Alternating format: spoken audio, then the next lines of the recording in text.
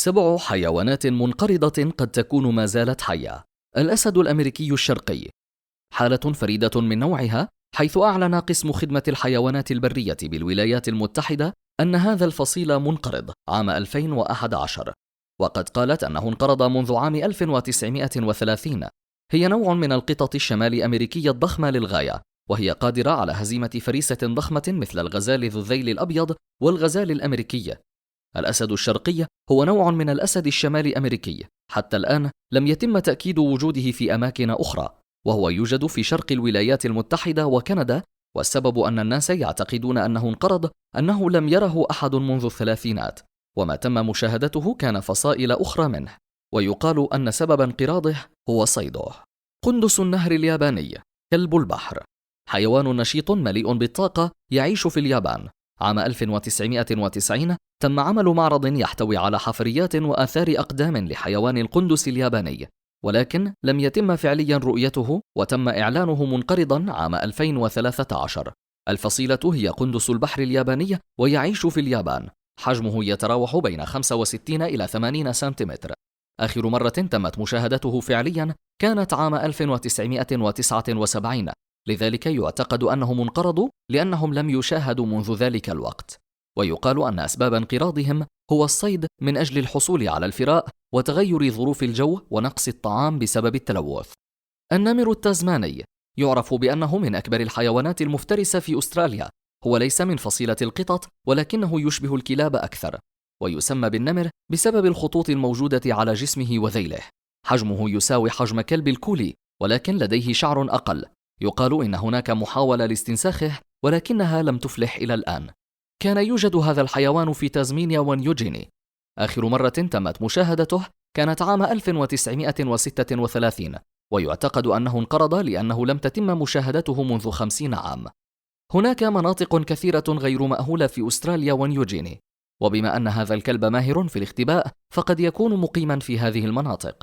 يقال إنه انقرض بسبب الصيد والتنافس على الطعام. نمر الجافان نمر صغير نوعا ما، بارتفاع الكلب، من فصيلة جريت دين، ووزنه مثله مرتين. عثر عليه في جزيرة جافا الإندونيسية الصغيرة، حيث تم اصطياده بلا رحمة لإخلاء الأرض لزراعتها، وفي الوقت الذي قررت فيه الحكومة أن تحميه كان قد وصل إلى حد الانقراض. وعلى الرغم من ذلك تم رؤية آثار له، وهو ما يدعم احتمالية نجاة هذا الحيوان. آخر مرة تمت مشاهدته كانت عام 1779. بليسياسور زاحفة مائية ضخمة للغاية، كانت تعيش في المحيطات والبحيرات ومسطحات مائية أخرى. الكثيرين ربطوا بينها وبين وحش البحار لوكانس واجوبوجو وغيرهم من وحوش البحار، وبما أن المحيط واسع فربما نجح هذا الحيوان في الاختباء في مكان ما. حجمه غير معروف، وآخر مرة تمت رؤيته فيها أيضا غير معروفة. معرفتنا بوجوده كانت بسبب العثور على بقايا وحفريات تعود له، وبما أن سبب انقراضه غير معروف فاحتمالية أنه ما زال موجودا قائمة. ماموث الوولي اشتهر في سلسلة أفلام آيس إيج. هذا الحيوان بحجم الفيل الكبير، ولكنه يمتلك شعرا كثيفا للغاية، ولديه نابين شديدي الضخامة مصنوعين من العاج. هناك إشاعات بأنه سيتم إعادة استنساخ هذا الحيوان الضخم، ولكن هذا صعب لأن كل الفصائل لا يصلح استخدامها.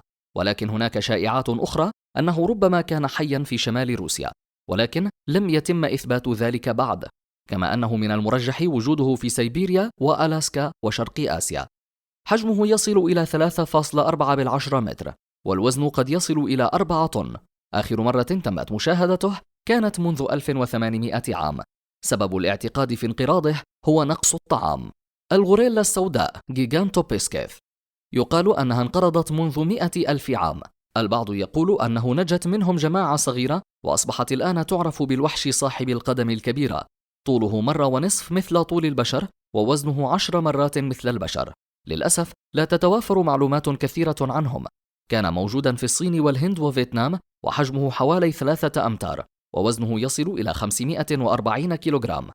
آخر مرة تمت مشاهدته غير معروفة. أسباب الاعتقاد في انقراضه أنه لم يتم العثور على بقايا له، والسبب في اعتقاد أنه ما زال حيا أن مواصفاته تشبه الوحش صاحب القدم الكبيرة. تريد أن ترى المزيد من الفيديوهات على قناتنا؟ نحن نساعدك على ذلك. اضغط على أيقونة الجرس، ستكون على يقين أن كل الأصدقاء هنا ومن ثم ستحصل على إشعارات بالإصدارات الجديدة. للمزيد اشترك في قناتنا لمشاهدة كل ما هو جديد وممتع.